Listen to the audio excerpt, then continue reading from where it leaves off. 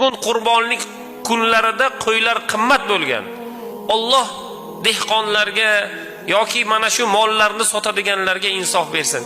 Birodar, unday demang. Ihson qilyapsiz. Kelishing, Allohdan fazl so'rang. Alloh taolo qo'yni masalan, kelingki birodar 2 millionlik bugun qo'y olyapsiz. O'sha qo'y bugun 2,5 million. 10 kun olganingizda 2 million, bugun 2,5 million o'sha. 2 millionni bergan Alloh 500 mingini bermaydimi sizga?